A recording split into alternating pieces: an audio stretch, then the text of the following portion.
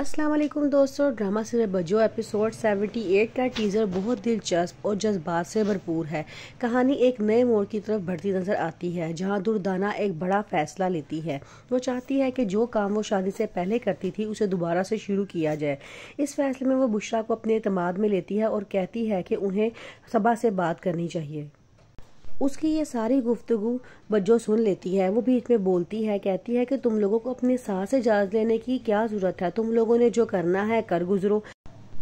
इस पर दुर्दाना जज्बाती हो जाती है और गुस्से में जवाब देती है, तुम्हारी सास नैना है इसलिए तुम्हें इन बातों का एहसास नहीं है। मुझे इस तरह की बातें सुनकर बड़ा गुस्सा आता है। बज्जो महसूस करती है कि सब उसे उसकी शादी ना होने का ताना दे रहे हैं। इस दुर्दाना अपनी सास के पास जाती है और उसको जाके कहती है कि मैं वही काम दोबारा स्टार्ट करना चाहती हूँ जो मैं शादी से पहले करती थी।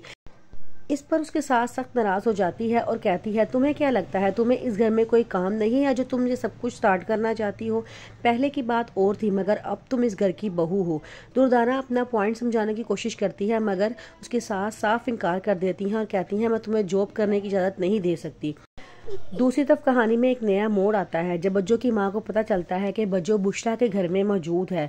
वो फिक्रमंद हो जाती है और कहती है, पता नहीं वहाँ पे क्या क्या तूफान उठाए होंगे, उसने हर जगह हर किसी का जीना हराम किया होगा।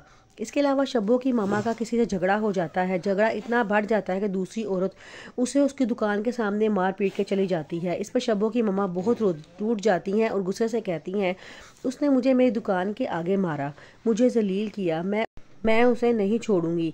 ये टीजर एक बहुत ही धमाकेदार एपिसोड की तरफ इशारा कर रहा है जिसमें सिर्फ घर की अंदर की बात नहीं बल्कि बाहर की टेंशन भी बढ़ रही है।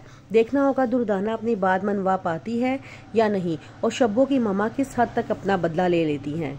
सबा बुशरा से कहती है कि मैं ज्वेलरी अपनी बैंक में रखवाने जा रही हूँ, ऐसा करो तुम मुझे अपनी ज्वेलरी भी ला कर दे दो, दोनों की ज्वेलरी बैंक में रख देते हैं, वहाँ महफूज रहेगी।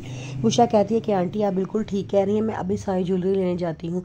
वो कमरे में जाती है, वहाँ जाकर ज्वेलरी ढूंढती है लेकिन उसकी ज्वेलरी चोरी हो चुकी होती है, उसके डब्बे बिल्कुल खाली होते हैं जो उसको बहुत ज़्यादा परेशान कर देते हैं। वो हर जगह ज्वेलरी ढूंढती है लेकिन उसकी ज्वेलरी कहीं नहीं मिलती। वो बहुत परेशान होती है।